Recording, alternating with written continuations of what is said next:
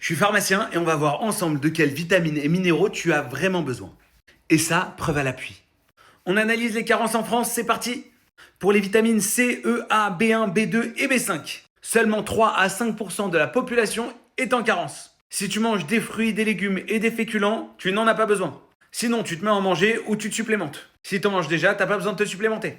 La vitamine B6, pareil, la carence est très très rare. On la préconise parfois en complément du magnésium, mais je suis même pas sûr que ça soit vraiment utile.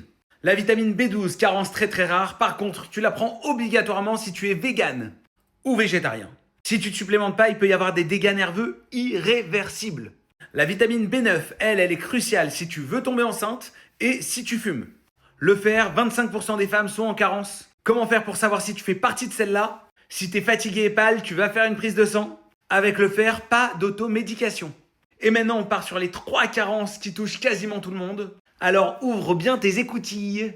On commence avec celui qui est connu et reconnu et reconnu. On parle du magnésium. 75% d'entre vous sont en carence. Alors si tu as une crampe, si tu es stressé, si tu as la paupière qui saute, bam, tu te supplémentes avec du bisglycinate ou du citrate.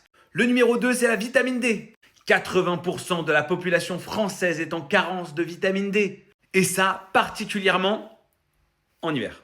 Et le risque, il est sur quoi? Sur ton immunité et aussi sur la solidité de tes os. Enfin, on parle des oméga 3. 90% de la population n'en consomme pas assez. Alors tu peux évidemment soit te supplémenter, mais moi je te recommande de manger des sardines 2 fois par semaine. Donc on se focus sur le magnésium, la vitamine D et les oméga 3. Si t'es une femme et que t'es fatigué, tu vas faire une prise de sang pour voir si t'as besoin de fer. Et pour les autres, mange des fruits, des légumes et des féculents. Pour plus d'informations sur ta santé, tu t'abonnes. Est-ce que vous vous rendez compte que je fais les 100 pas depuis tout à l'heure? Bref, c'était Mickaël Cohen, prends soin de ta santé et prends soin de toi.